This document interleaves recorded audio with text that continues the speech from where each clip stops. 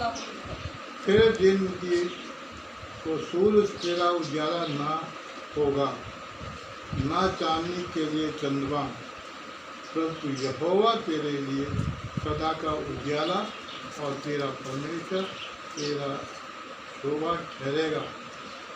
तेरा सूर्य फिर कभी अस्त ना होगा और ना तेरा चंद्रमा की ज्योति मलिन होगी, क्योंकि यहोवा तेरी सदैव की ज्योति होगा और तेरे मिलाप के दिन समाप्त हो जाएंगे।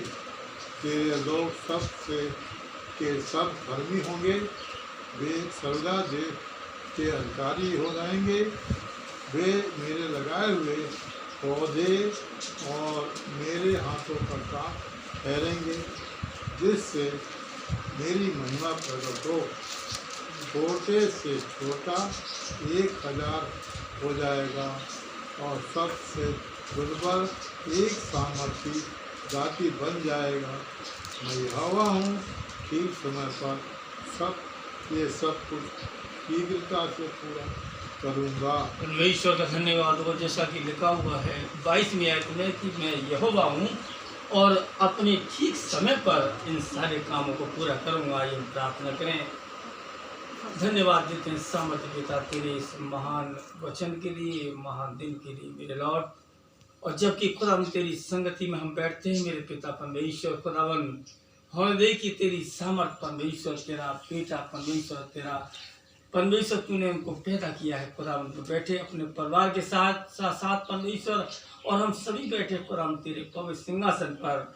और जैसा कि तेरे वचन में लिखा हुआ है कि मैं यहोवा परमेश्वर हूँ और ठीक समय पर सब कुछ शीघ्रता से पूरा करूँगा। परमेश्वर होने दे कि वो समय आए परमेश्वर, और जो कुछ तूने सोचा है परमेश्वर, वो परमेश्वर तेरे बेटे को और हम सबको परमेश्वर को आशीष मिलने पाए। पिता तो हमारे साथ हो मेरे पिता, हमारे ध्यान को अपने पवित्र वचन मिला तो हमारे साथ साथ रह परमेश्वर। इस छोटी दुआ को सुन कबूल कर तेरे प्यारे बेटा मसीह को मांगता हूँ। और जैसा कि यशायाह उसका 60वां अध्याय उसकी 19वीं और 22वीं आयत में लिखा हुआ है कि मैं यहोवा परमेश्वर हूँ और ठीक समय पर मैं परमेश्वर की अपनी आशीष, अपना अनुग्रह प्रदान करूँगा। और ऊपर की आयत में बड़ा साफ लिखा हुआ है कि अब तेरे विलाप के दिन, तेरी परेशानी के दिन, तेरे दुखों के दिन समाप्त हो गए। और उत्पत्ति 9वें अध्याय और 7वें अध्याय में लिखा हुआ है जब परमेश्वर ने नूह के साथ वो वाचा बांधी और नूह से कहा कि तो अपने पुत्र, अपने बेटे बेटियों को ले जाकर उस आर्क में जा, और परमेश्वर ने उस आर्क का नक्शा उसको दिया और उसी के मुताबिक। और जो समझने की बात यह है कि जो खुदावन हमसे कहता है, अगर हम उसका सहयोग नहीं करते, अगर हम अपनी मर्जी के अनुसार कोई काम करते हैं। और कल भी हमने पढ़ा जब पतरस, यीशु मसीह पतरस के पास आए और पतरस से कहने लगे कि तू गहरे में ले चल, और पतरस ने कहा कि प्रभु रात भर हो गई हमें मछली पकड़ते पकड़ते, लेकिन कोई मछली हाथ नहीं आई। बहुत साल हो जाते हैं, हमें बहुत समय हो जाता है इन सारी बातों के लिए प्रार्थना करते करते, लेकिन जिस प्रार्थना की हमको ज़रूरत है वो प्रार्थना पूरी होने में समय लगता है।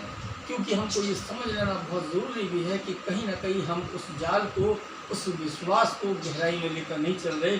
और यीशु मसीह ने तुरंत समझ लिया कि इनके उस जगह पर कमी है, क्योंकि कह तो रहे हैं कि हमें रात भर हो गई इस मेहनत को करते करते, प्रार्थना करते करते, लेकिन उसने इस बात को भी एक्सेप्ट किया कि कोई मछली हमारे हाथ नहीं आई।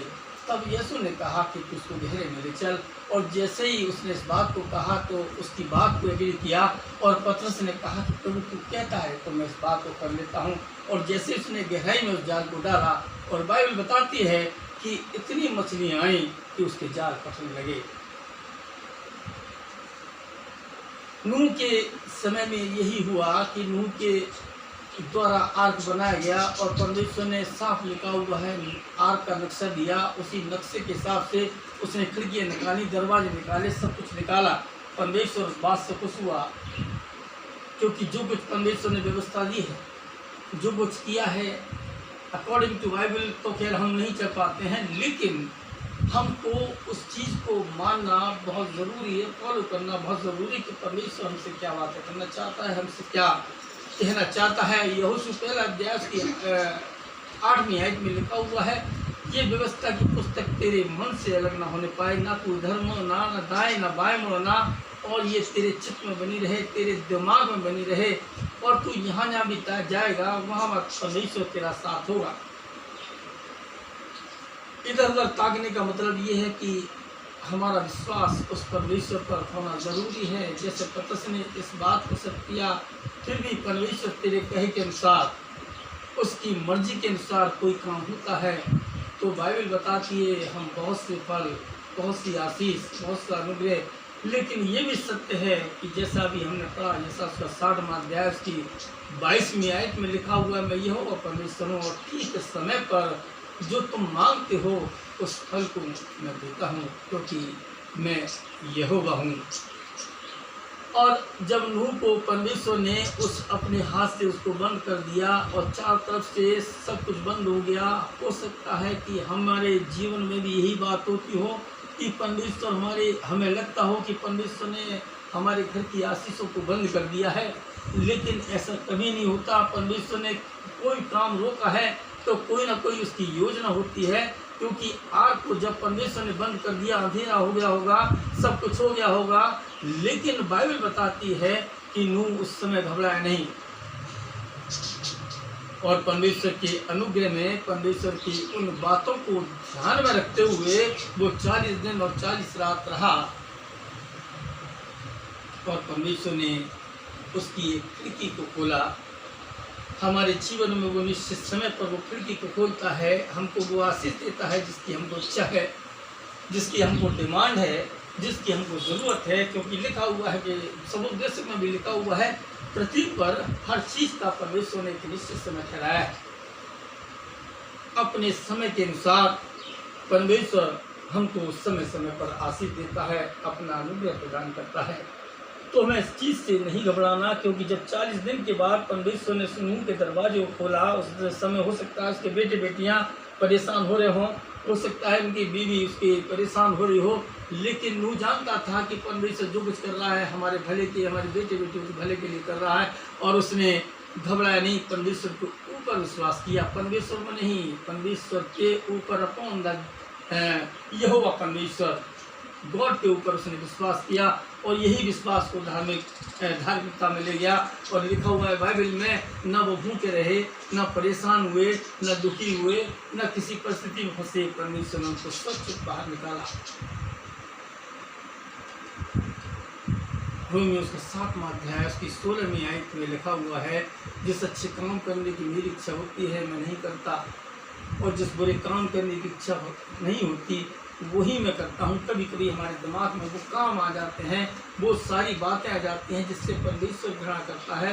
हो सकता है कि वो अनजाने में हम करते हों, लेकिन हमको ये भी समझना बहुत ज़रूरी है, क्योंकि बाइबल बताती जब ये सारे अपोजिशन हमारे दिल और दिमाग में होते हैं तो परमेश्वर हमसे थोड़ा दूर बैठ जाता है। और यही लिखा हुआ है बाइबल में, रोमियो उसका 7वां अध्याय और उसकी आगे की आयत में लिखा हुआ है, जब अच्छा काम मुझसे नहीं होता और बुरा काम जिसकी मेरी इच्छा नहीं होती वही मैं करता हूँ, तो उसका करने वाला मैं ना हुआ बल्कि मेरे अंदर पाप समाया हुआ है। उस पाप को निकालने के लिए और उस दुर्बलता को निकालने के लिए, उस अविश्वास को निकालने के लिए परमेश्वर ने ये विश्वास रूपी ढाल, ये व्यवस्था हमको दी है कि हम परमेश्वर के ऊपर एक निश्चित समय यहोवा परमेश्वर ने हमको दिया। दोबारा पढ़ना बेटा,